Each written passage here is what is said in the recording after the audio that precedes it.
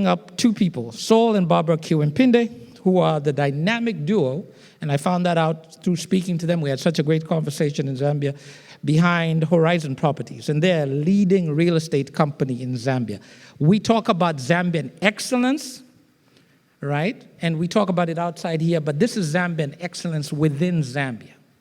And you will listen and hear as to why I'm trying to tie in these stories about integrity, about being scammed, about you being confident, because all these things are critical to how we help to develop home, right? So they have a commitment to providing high-quality residential and commercial properties across Zambia. They're going to come and talk about this. I don't want to run this long thing, but I'm going to bring them up because they have now become friends. They've now become family. I want to acknowledge my brother Chabala Kaunda, who kind of connected us, right, through this process. And it's turned out to be something that I think will be great for you and great for you to meet them. So without further ado, Saul and Barbara Kiwempindi.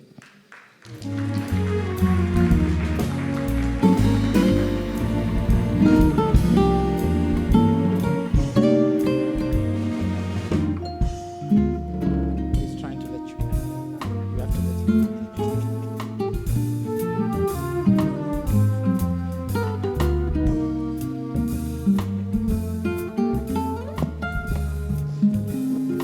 Welcome. Thank you. Welcome. So first, let's start by you just, before we jump in, because I know, I told you, we're just going to talk like family, right? Like we did last time. But first, tell everybody about yourself. Just, in brief introduction, we'll jump right into what we've decided to do. I'm Dr. Saul Kiwempindi. Originally, I come from Uganda.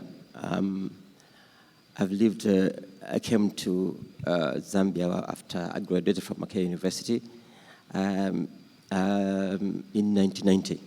I've not gone back since. Then along the way, a few years later, I just found this beautiful lady, and then I never went back. And I've been in Zambia, I think about 35 years, somewhere there. I can't remember the years. So I know more Zambia. Some of you, I can show you Zambia. You don't know. Yeah, I can take you anyway. Well, good morning or afternoon. My name's Barbara Kiwempindi. My full names are Barbara Muvanga Kachela Kiwempindi. I'm Zambian from Porokoso. I'm the operations director for Horizon Properties. I have a long story, so I think let me leave it there until I'm asked the questions. I don't want to go further in any other details for now. All right. Okay. So take us back to the beginning, right? Take us back to the beginning of Horizon Properties, right? What was the vision and how did this thing even start? So essentially, what I would say is when we started out, there were quite some challenges. Maybe I would summarize them. The major challenges that we had were three of them. First and foremost, like I said, the sector was very informal. There was no, proper legal format. And also, we needed a platform from which we could speak or from which we could present our products.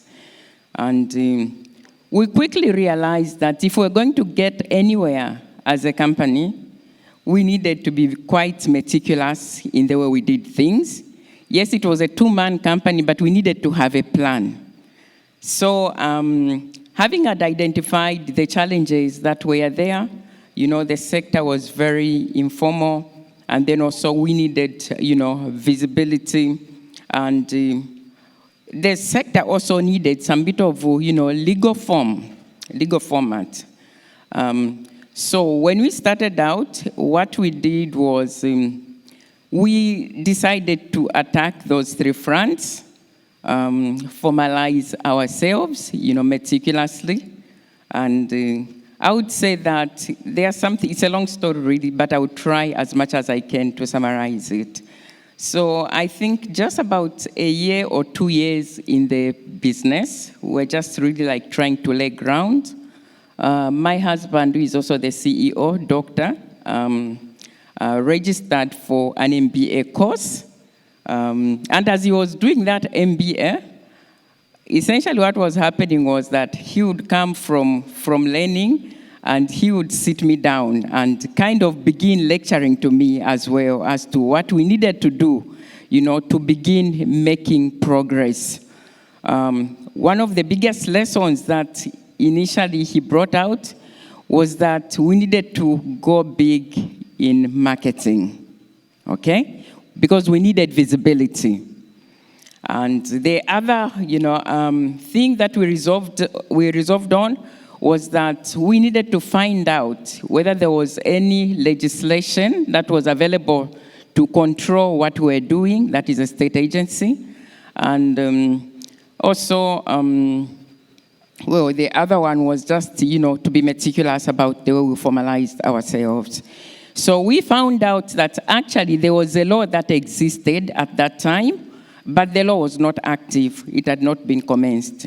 So we had to organize, the few players that were there in the sector, including actually the international brands that I talked about. We had to organize them and see how we could get the law to be operational. And on the other hand, also we started organizing ourselves in terms of marketing. We also really started building the structures upon which the company could stand. So basically, I think that is a background. Yeah. Well, you've answered not only the background, but you've also answered my next question, which is what challenges, right? What challenges did you face? So that actually works perfectly into what I'm going to ask, which is what fundamental changes do you feel that you introduced that have actually impacted the Zambian real estate market, right? Okay, thank you very much. First and foremost, I graduated as a chemistry teacher. Then when I came from that background, then I came into business. I did not want to be informal. So when I looked at the environment was too informal. At the course I started, the search was on the company. So when I started organizing the people on the market to formalize, I had a lot of resistance because they said, okay, this foreigner is now organizing us. What is it? But we managed. I approached the minister. of local government at that time, Dr. Ozakeo Kazonga. I said, there's this document. This law was assented to by the president. It's now 10 years.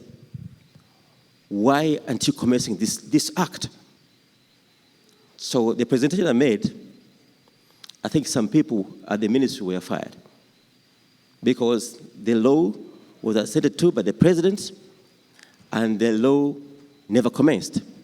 So we had a meeting and he agreed to commence, he issued a certain instrument, 78 of 2010. And then the law commenced.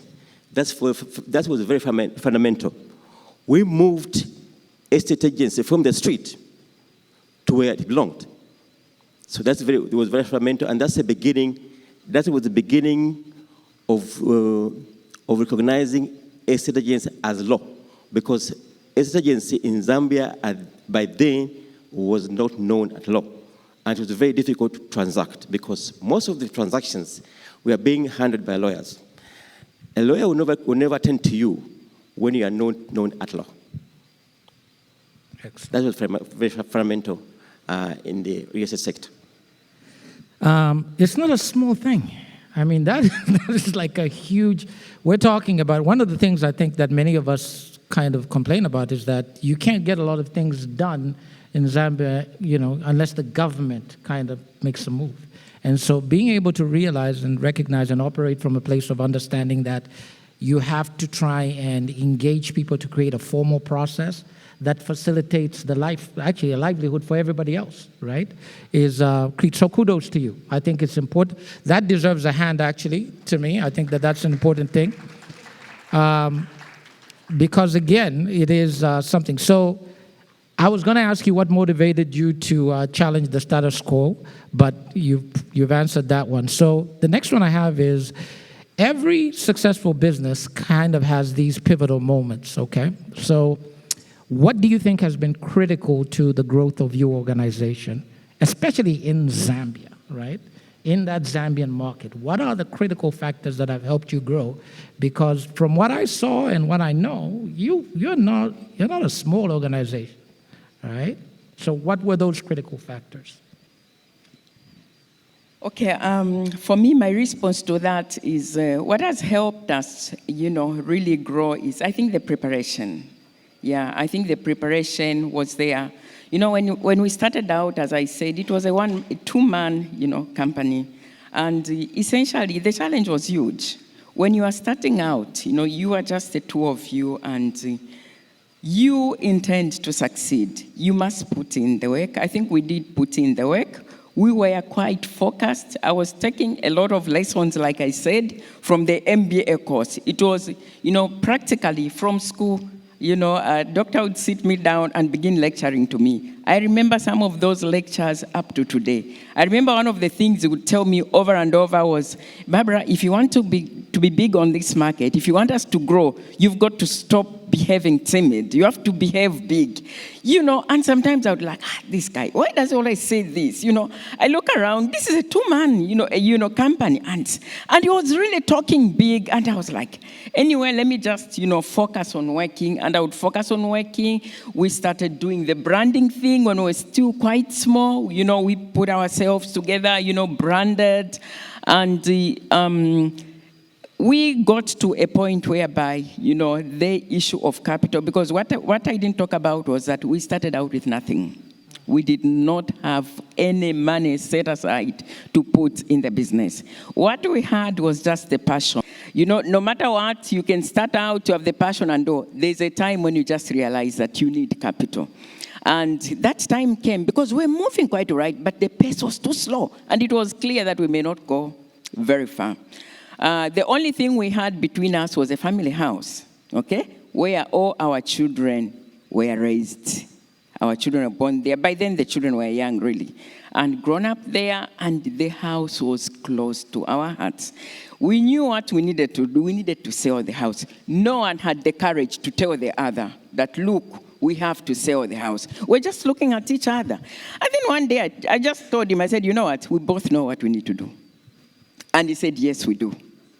We decided to sell our family house. That was the money that turned out into capital that we put in the business. It was a very, very tough decision, but it was a landmark decision. If we didn't do that, really, I don't think we would have gotten anywhere. Amen. Amen to that. Amen to that. Amen to that. So here's the thing. I got my timekeeper who keeps me on time. So here's what I'm going to do. I am going to actually get rid of my notes because, hey, sis, how are you? I think it's important at this point for us to have that conversation we had a long time. So I'm going to kind of skip because of our time. But I want us to talk about why Horizon Properties, right? Remember when I came in and we sat down and we were talking about the things that I talked about earlier, talking about, look, you come home, you've been, hey, I want to build a house at home. You have people in your life that you care about, that you love, and you start putting this money in, and then you find you actually have nothing at some certain point, right, in that context. So the question becomes, when I walked into that room and we were talking about it, what are these characteristics that you have found, right, that your organization has to present, that brings people into the door and that can make us all comfortable to understand that there are companies in Zambia, right, that you can put your life in their hands and they will do what it is that they say they do. And you don't need to worry. So I need you to, if you can, just articulate that in your own words. Like, what are the characteristics you think make Horizon what it is, right, in that context? Apart from the risk of selling a house, in the past 22 years of our existence, no any client has ever lost a penny or a cent or a ngwe through Horizon Properties. We have that capital reserve of trust. And you don't know how big trust is. If you have trust, you have capital.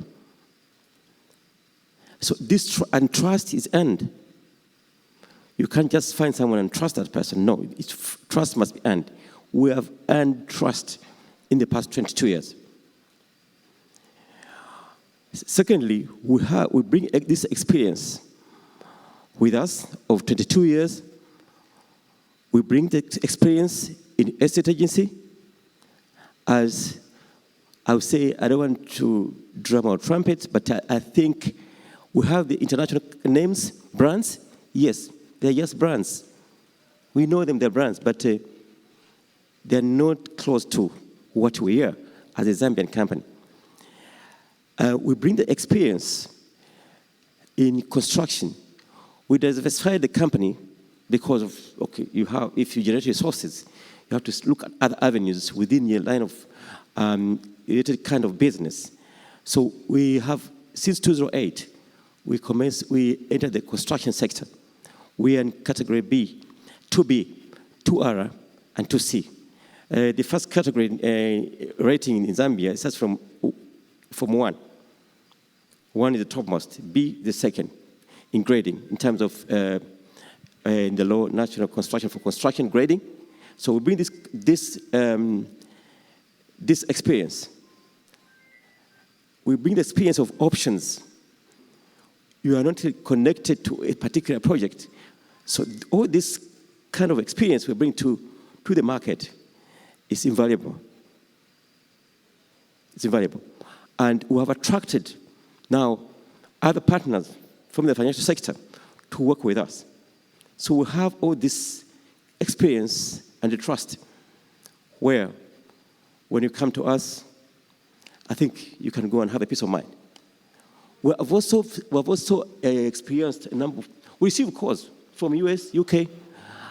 When is my title going to be ready? I said, which title? What's your name? We check on the database. No, we don't have your name here. No, my brother came there and paid. I said, no, we don't know about this name. So we know all the challenges of the diaspora. We know. Because we receive calls. We receive emails. Oh, my title, when is the title going to be ready? Which title? So you need to go to the trusted people with a track record of trust. So this is what we bring on the table. You have options. What do you want? Do you want Lower Zambezi? Do you want Kasama? Your house. I know a number of people from diaspora, they have spent a lot of money. But when they come, you receive pictures of a neighboring house. Oh, your house is reaching at roof level. When you come, you can't see it. You need to deal with people who can hold accountable. Culturally, it's very difficult for you to take on your sister because actually you become an enemy of the family if you take on your sister for misuse of funds you sent. So, in other words, you need, and most of the people in Zambia, anywhere in Africa, they think when you go out of the country, it's easy. It's not easy. And they take things for granted. And this is what you need to avoid. In our company, we have a policy. If you come to work to get employed as a friend, you should be able to. You must be qualified. You must be qualified. A relative must be qualified because you will not stay. Thank you so much for that. Listen, we are actually out of time, but there's some housekeeping notes. Number one, we are going to have Q&A, and you'll have an opportunity to ask the questions that you have. There's a table outside, by the way, that they have with materials and everything that we have out there. But I think the moment that truly should stick with you, especially if you're looking to invest in Zambia, not lost in way, $1, 1 kwacha in 22 years. And some of you have lost way more than 1 kwacha and $1 and 1 ingwe, right? So if you're looking for an organization that is excellent and that is operating at a level of excellence in Zambia, I am a witness, okay? I'm a witness. So I want to thank you. And I know we could talk like we did last time where it was only, I think we could talk forever. But there'll be plenty more opportunities, hopefully, for us to continue this dialogue, and you'll be able to continue this dialogue with many of the people that are here. But we thank you for being sponsors. We thank you for investing in the work that ZLA is doing.